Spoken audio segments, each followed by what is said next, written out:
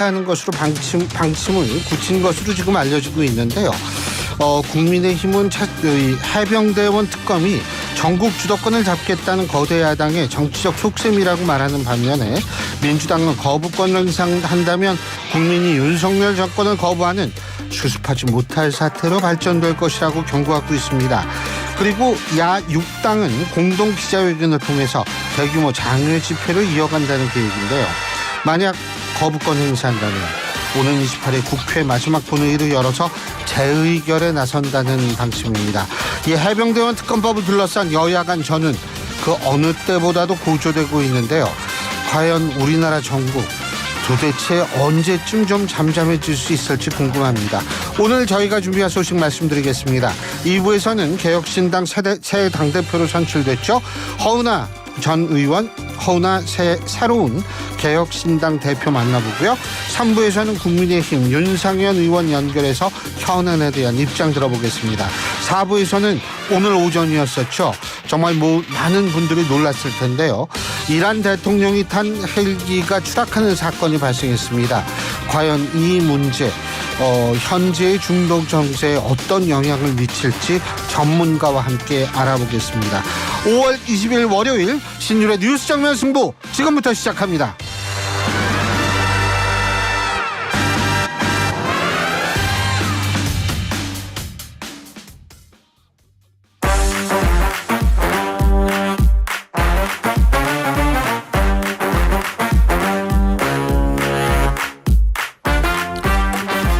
예, 오늘 하루 중에 정치 뉴스 여러분들께 말씀드리고 또 함께 생각해보는 뉴스 인앤아웃으로 신율의 뉴스 정면 승부 시작할 텐데요. 오늘도 MBTI가 과연 무엇일까 궁금한 이우영 아나운서와 함께하겠습니다. 안녕하세요. 안녕하세요. CUTE MBTI 큐트 이우영입니다. 아, 그렇구나. 나 이거 적었잖아. 야, 이런 것도 있구나. 딱 그러면서. 아니, 내가 왜 갑자기 그 얘기를 하냐. 네. 오늘 점심에 이제 우리 학교 교수들이랑 밥을 먹는데 다른 과 교수, MBTI가 나왔어요. 한 교수가 그러더라고. 아유, 자기는 이거 한 지가 오래돼가지고 뭔지 잘 기억이 안 난다. 근데 한 120 될걸? 딱 그러더라고요. 자, 120이란 수치가 의미하는 건 과연 무엇일까요? 예, 아주 반응이 좋습니다. 네. 예. 120이라는 숫자가 나오는 게 뭐 IQ도 있고, 그렇죠. 혈압일 수도 있고, 혈압일 수도 있죠. 그렇죠. 그러고 보니까 그 MBTI라는 게 굉장히 좀 의학 용어틱하게 보이기도 해요. 네. 예. 교수님은 MBTI가 어떻게 되시나요? 저는 한 120 될 겁니다. 저도. 네. 네. 그 MBTI 뭐예요? 뭡니까? 순발력이 있고 약간은 건방지지만 좀 그리고 이기적이지 뭐 이런 거 나오는 그런 거 아니에요? 네, 아닙니다. 아니 그런 거 같은데. 네. 저는 아니 또 그 거짓말하면 안 돼요. 저는 버락 오바마. 버럭한다고 그런 것도 있어요? 버락 오바마 그리고 이제 그 누구죠? 갑자기 생각이 안 나네. 괜찮아요. 거짓말 하려니까 그렇게 생각이 그분과 안 같은 나죠. MBTI. 누군지 모르죠. ENFJ입니다. ENF. 난 INTJ예요. INTJ. 그게 뭐 전인구 5%밖에 차지하지 않는다며. 네. 예? 제가 3%입니다. 기분 네. 나빠서. 제가 좀 더 희귀하네요. 내가 5%라서 야, 내가 굉장히 희귀하구나. 그거 혹시 나오는 것마다 다 5% 이하짜리 아니에요? 아닙니다. 안 그래요? 네. 많은 것도 있어요? 네. 그리고 이 정치권에서는 MBTI 관련해서 질문해서 가장 화제가 되신 분이 김종인 전 위원장입니다. 왜요? 그 이제 뭐 150 나오셨나? 개그 프로그램에 나와서 예. 이제 제 또래 기자 역할하는 연기자가 MBTI에 대해서 어떻게 뭐 이렇게 물어봤는데 김종인 위원장이 아니 나는 MB는 이렇게 댓글을 하셔서 굉장히 화제가 됐습니다. 네, INTJ인데 TJ가 누군지 아세요? 모릅니다. TJ는 고 박태준 전 대표를 TJ라고 옛날에 불렀었죠. 돌아가셨지만. 네. 그러고 보니까 참 MBTI. 그러네요. 네. MBTI, 그것도 그럴 수가 있네요. 참. 그리고 여러분 오늘도 저희 방송에서 뭔가를 좀 제의하고 싶으시거나 말씀하시고 싶거나 아니면 이우영 아나운서의 MBTI 결과에 대해서 약간의 의심을 가지신 분들은 우물정 0945 샵 0945로 문자를 보내주시면 제가 반드시 이우영 아나운서를 한번 털어보겠습니다. 예, 짧은 문자 50원, 긴 문자 100원의 유료 문자임을 말씀을 드립니다. 그거 MBTI 근데 요새 MBTI 가지고서 뭐 입사할 입사 전에 그 취업할 때도 뭐 물어보고 그런 회사 있대요. 네, 뭐 그 취업할 때도 심지어 근데 이거 정확해요? 정확하진 않죠, 아무래도. 네. 네. 아니 그거 사실 좀 검사는 뭐 사타치 하는 것 같기는 가십니다만 좀 난 그게 어느 정도 신뢰를 할 수 있는지는 잘 모르겠어요. 알겠습니다. 자, 오늘 어떤 얘기부터 해볼까요? 네. 자, 첫 번째 소식은 어제 밤이자 또 오늘 새벽, 오늘 아침에 전해진 소식이었습니다. 이란 대통령의 헬기 추락 사고 소식인데요.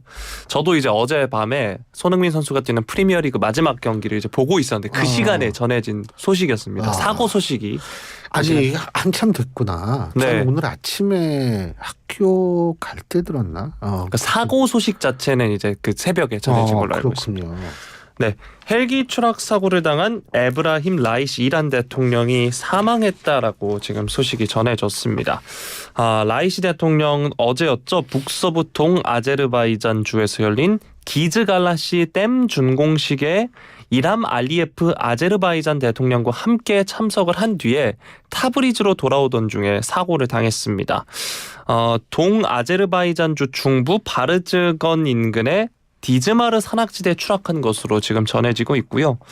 이란 국영TV는 추락 현장에서 아무런 생명의 신호도 없었다라고 밝혔고 조금 전에 그 4시가 좀 넘은 시간에 아예 확정된 소식이 전해지기도 했습니다. 헬기에는 라이시 대통령을 포함해서 호세인 아미돌라히안 외무장관, 말렉 라마티 동아제르바이잔 주지사, 타브리즈시의 이맘 알리 알레하셈과 조종사 알레하셈 그리고 조종사, 경원, 보안 책임자 등 9명이 타고 있었던 것으로 전해졌는데 모두 사망한 것으로 전해졌습니다. 이란 당국이 무려 65개의 수색 구조팀을 급파를 했는데 안개도 짙고 폭우와 같은 악천 외에 험난한 지형까지 현장 접근에 어려움을 겪었다라고 합니다. 이 라이시 대통령에 대해 소개를 해드리면 강경 보수 성향의 성직자 출신이라고 하는데요. 2021년 8월에 취임했습니다. 이란에서 대통령은 2인자죠. 이란 최고 지도자가 있습니다. 하메네이 밑에서 신학을 공부했다고 지금 라이시 대통령에 대해서는 설명이 나와 있고요. 대통령을 취임한 후 이란 당국은 2022년에 시작된 이른바 히잡 시비 국면에서 시위대를 유혈 진압한 바도 있고요. 가자 전쟁 중에 이스라엘의 시리아 주재 영사관 공격에 대한 보복 차원에서 처음으로 이스라엘 본토를 공격하는 등 대외적으로도 초강경 이미지를 굳혀왔습니다.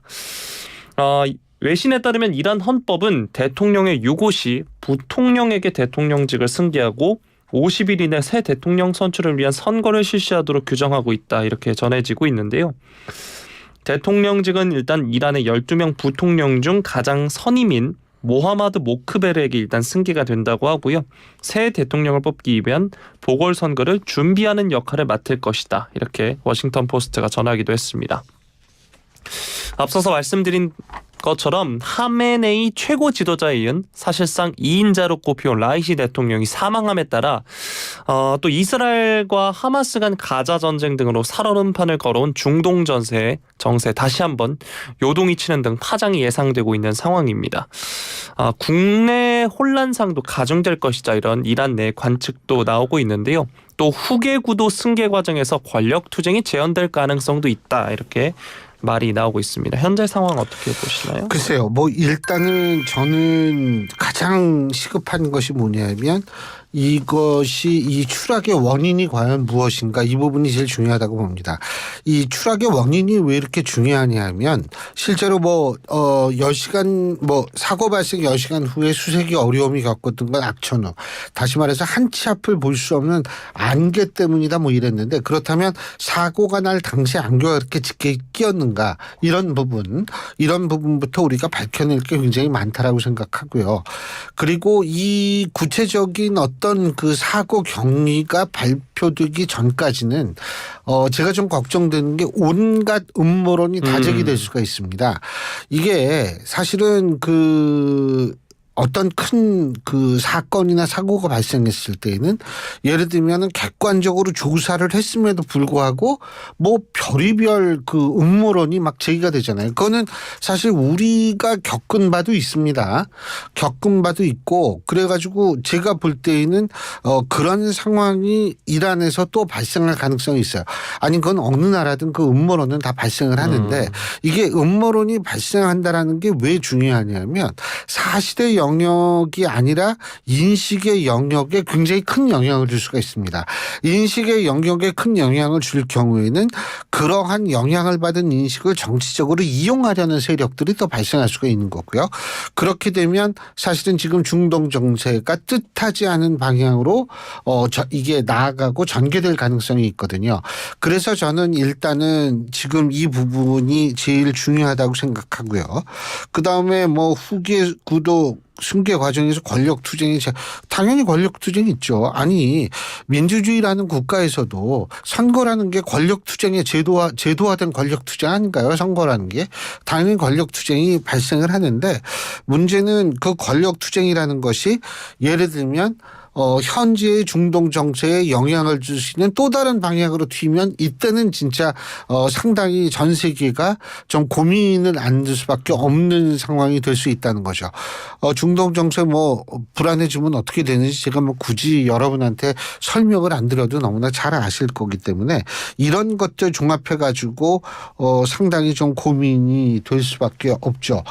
이 부분에 대해서는 오늘 저희 신율의 뉴스 정면 승부 4부에서 서강대학교 유로매너 연구소의 박현도 교수와 함께 좀 자세하게 짚어보는 시간을 가질 테니까 여러분들 채널 딴 데로 돌리실 생각하지 마시고 이 부분 좀 잘 눈여겨볼 필요가 있으니까요. 계속 저희 방송 들어주시면 감사하겠습니다. 네, 그러니까 앞서서 뭐 음모설 관련 얘기도 해주셨는데 일단 이란 내무부 장관도 악천후가 원인이다라고 이야기했고 이스라엘 측에서도 이스라엘이 표적을 삼을 이유가 없다 이렇게 공식 입장이 나와 있는 상황입니다. 자, 다음 소식 살펴보도록 하겠습니다. 문재인 전 대통령이 최근 출간한 변방에서 중심으로 문재인 회고록 외교안보편 관련 소식인데요. 책에서는 문재인 전 대통령이 자신의 2018년 인도 방문을 언급하면서 당시 인도의 모디 총리가 허황우 기념공원 조성 계획을 설명하면서 공원 개장 때 꼭 다시 와달라 초청을 했다고 합니다.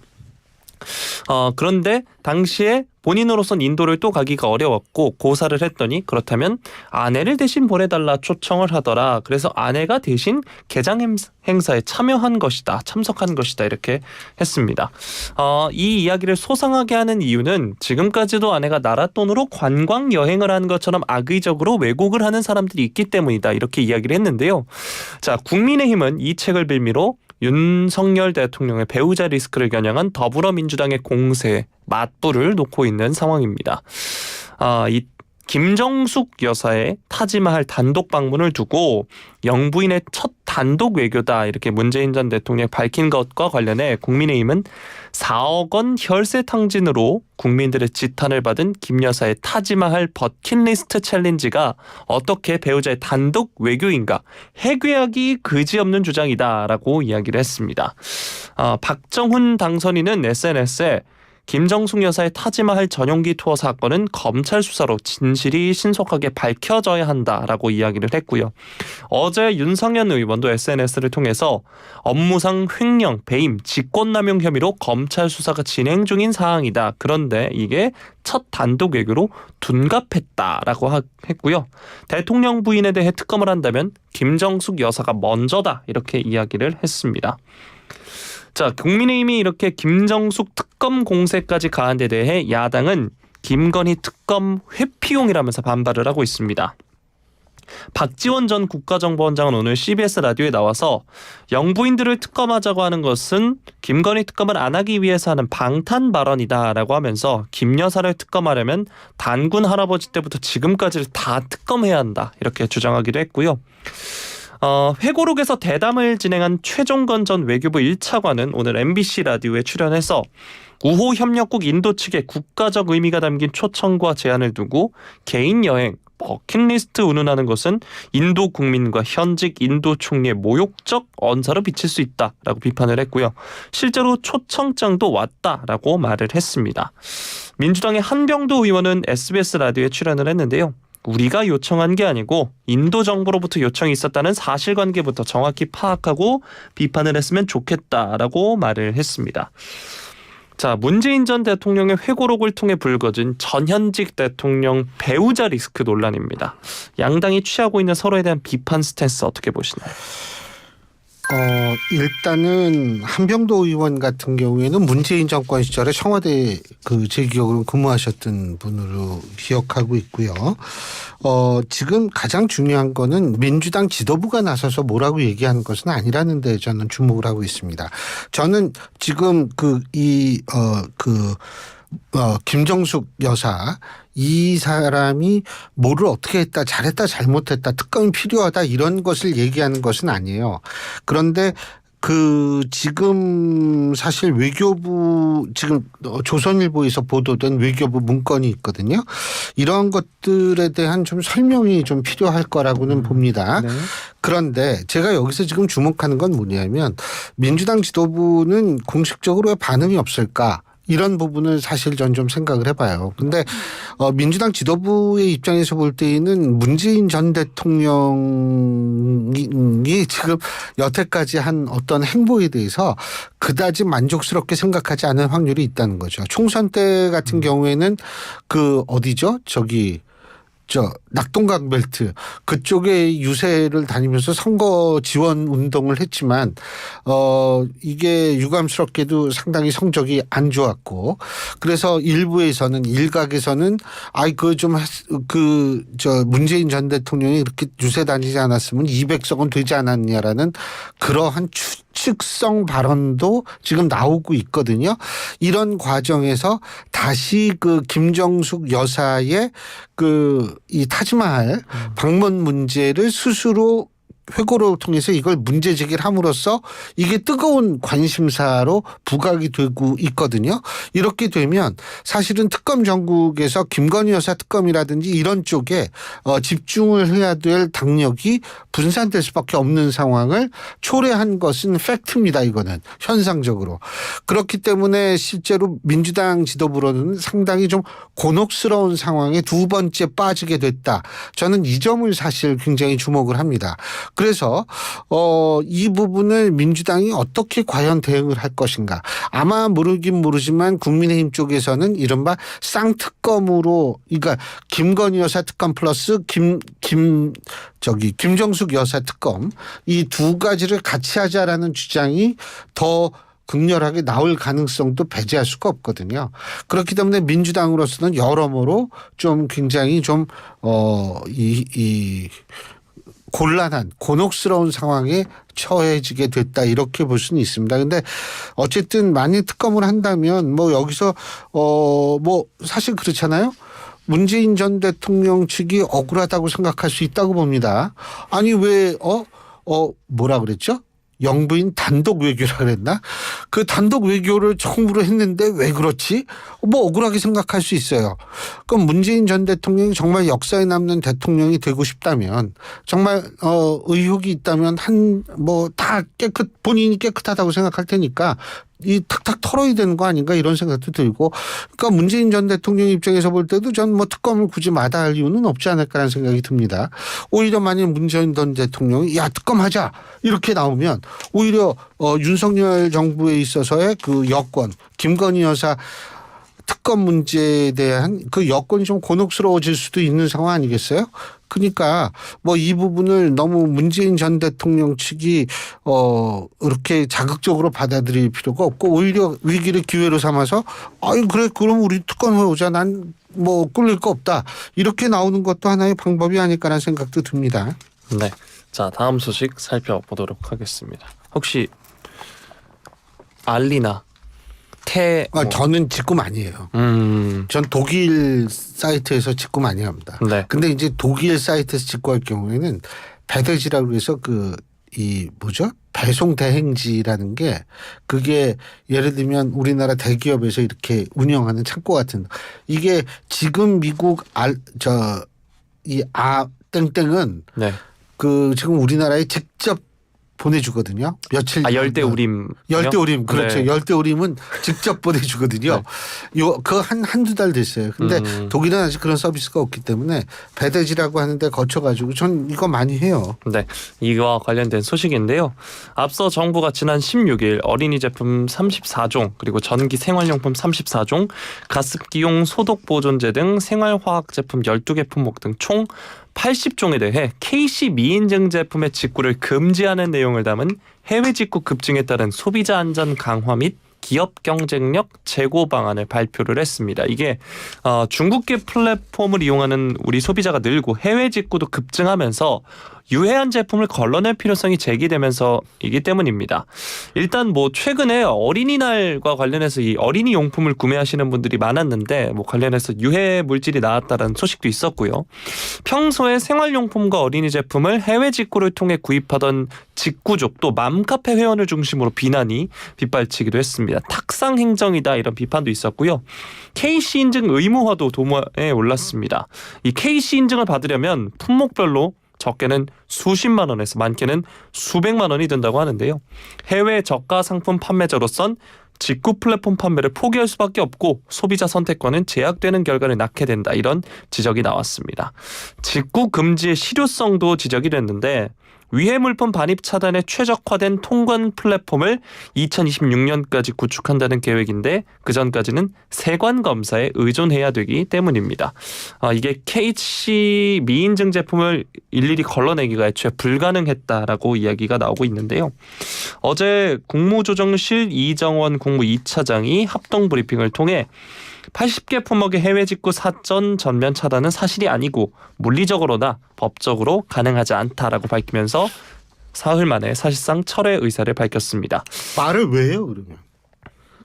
근데 뭐 제가 한 건 아니었어요. 근데 왜 갑자기 그렇게 주눅이 들었는지 저한테 뭐라 하신 줄 알고. 네. 정부가 이렇게 이례적으로 신속하게 물러선 배경에는 여야를 막론하고 쏟아진 비판도 작용을 했습니다. 한동훈 전 비대위원장도 재고를 요청했고요. 나경원 당선인 유승민 전 의원도 이와 관련해서 비판을 했고 국민의힘의 추경호 신임 원내대표가 오늘 앞으로 정부 각 부처는 민생 각 정책 특히 국민 민생에 영향을 끼치는 주요 정책 입안 과정에서 충분히 당과 협의해주길 촉구한다 이렇게 이야기를 했고요. 당정 협의 없이 설익은 정책이 발표돼서 국민 우려와 혼선이 커질 경우 당도 주저없이 정부에 대해 강한 비판의 목소리를 낼 것을 분명히 밝힌다 이렇게 이야기하기도 했습니다.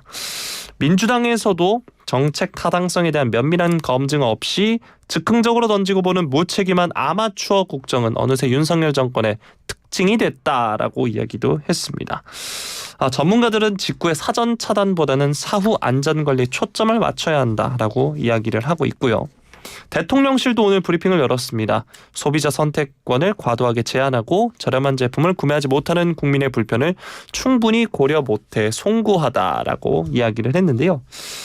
자, 대통령실 관계자에 따르면 이번 정책을 결정하는 과정에서 윤석열 대통령에게 보고가 되진 않았다 이렇게 밝혔습니다. 이 점도 문제라고 보면 문제라고 볼 수 있을 것 같은데요. 이 소식 뉴스인 부탁드리겠습니다. 글쎄요. 뭐 보고가 됐는지 안 됐는지 우리는 알 수는 없죠. 근데 일단은 뭐 사과를 하고 뭐 사태를 이 사태를 수습하려고 하는 뭐 이런 거는 그나마 늦게나마 뭐 다행이라고 생각하는데 제가 참 이거 보면서 한숨이 나왔던 게 뭐냐면 이게요 어떤 정책을 할 때에는 실제로 거기에 영향을 받을 수 있는 국민들이 어느 정도 되며 그 국민들이 이러한 정책을 어떻게 받아들일 것인가 하는 그런 부분 그리고 실제적으로 그 KC 인증 못 받은 그 외국 물건을 진짜 차단하려면 제대로 차단할 수 있는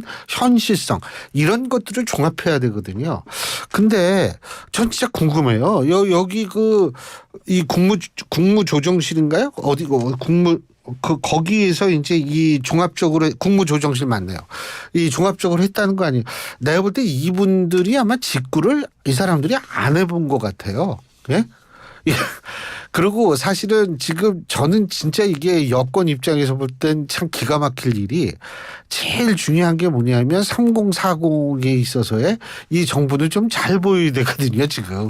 아니 40대 지지율이 지금 뭐 엉망인데 그런데 제일 직고를 많이 하는 세대에 이 표 떨어지는 그런 행동을 한다라는 거 물론 취지는 이해해요. 뭐 국민 건강을 위해서 그렇다고는 하지만 제가 아까도 얘기했잖아요. 과연 그게 오케이. 만약 KC 인증 못 받은 거 수입하지 않는다고 칩시다. 걸러낼 수 있어요?